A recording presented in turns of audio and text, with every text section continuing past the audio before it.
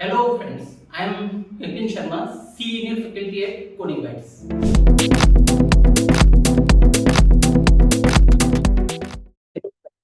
देखिए, आज हम पाइथन के ऐसे टॉपिक पे डिस्कशन कर रहे हैं जिस जो कि आपके मॉड्यूल्स को इंस्टॉल करने का काम करता है। This topic is called Python pip. Pip is Python package index.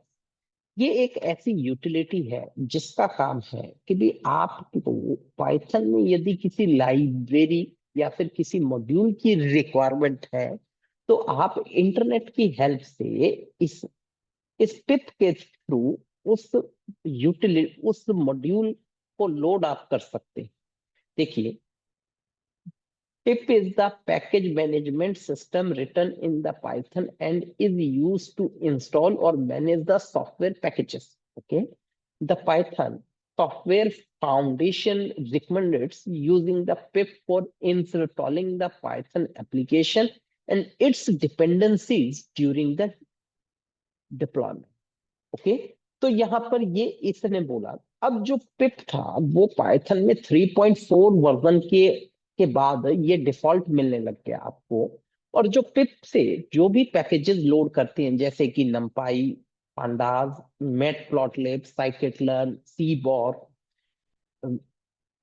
PY Tor, Pygame, Kivy, बहुत तरीके के मॉड्यूल्स हैं। तो इन सभी मॉड्यूल्स को लोड करने के लिए हमें पिप यूटिलिटी की नीड रहती है। अब ये जो यूटिलिटी है ये कमांड प्रॉम्प्ट से प्रोसेस होती है। इसकी मैंने कुछ कमांड्स लिखी। पिप लिस्ट।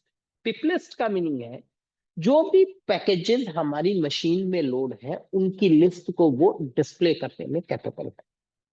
ठीक है। दूसरा ये है कि भी यदि किसी मॉड्यूल को मुझे लोड करना है तो उसके लिए भी कमांड फायर करना पड़ेगा।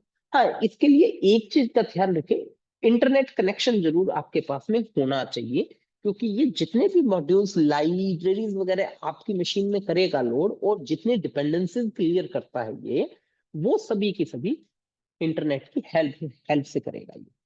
फॉर एग्जाम्पल, मैंने कमांड प्रॉम्प्ट एक्सेस किया।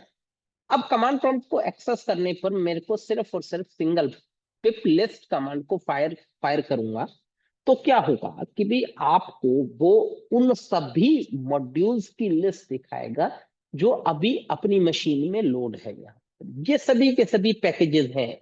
जैसे कि कुछ पैकेजेस के नेम मैं आपको दिखा देता हूँ। PyPDF2, this is the package. PyPNG, this is also package. QR code, this is also package. PyQt6, this is the GUI based applications को आप प्रोसेस करना चाहते हो। एक तो आपके टिकिंटर से ये काम होता है और सेकंड आपका है PyQt6 से भी ये काम पॉसिबल है। अब डेटाबेस कनेक्टिविटी हुआ या फिर आपके पास में डेटा साइंस से रिलेटेड कोई एप्लीकेशन, कोई आपको पैकेज है, देखो साइपाई, साइकेटलर, सीबॉर्न, सिलेनियम, ये सभी के सभी मॉड्यूल्स पैकेजेस हमारी मशीन में लोड है। अब यदि मुझे कोई नया पैकेज लोड करना है तो क्या कमांड लिखेंगे? पिप इंस्टॉल नमपाई लिखा मैंने। जैसे अभी मेरी मशीन में तो लोड है, यदि नहीं होता तो वो इंटरनेट के थ्रू इन पैकेजेस को लोड करता। ठीक है। तो यहाँ पर पिप जो है आपको एक इन्वायरमेंट प्रोवाइड करवाता है लाइब्रेरीज को मैनेज करने के लिए। ठीक है। इसमें आप जितने भी मॉड्यूल्स, जिन जिन मॉड्यूल्स की नीड है वो आप इंस्टॉल भी कर सकते हो, अनइंस्टॉल भी कर सकते हो एंड देन अपडेट भी कर सकते हो। तो ये सारी चीजें अपने पास में पिप यूटिलिटी में होती है। अब यदि एक और क्वेश्चन आता है कि पिप यूटिलिटी आपकी मिलती कहाँ है? कुछ मशीन्स में पिप जो है वो डायरेक्टली प्रोसेस नहीं करता। तो इसके लिए जहां हमारा पाइथन होता है वहां पर स्क्रिप्ट्स नेम का फोल्डर होता है, उसमें पिप यूटिलिटीज रखी होती है। या तो आप उस लोकेशन पे जाके पिप के कमांड को फॉलो अप कर सकते हैं। ठीक है। तो यहां तक यदि आज के टाइम में देखें तो कोई भी मॉड्यूल, यदि कोई आप एक अच्छा एप्लीकेशन डिजाइन करते हैं तो उसमें विदाउट पिप पॉसिबल ही नहीं है कि भी आप उस एप्लीकेशन को डिजाइन कर पाए।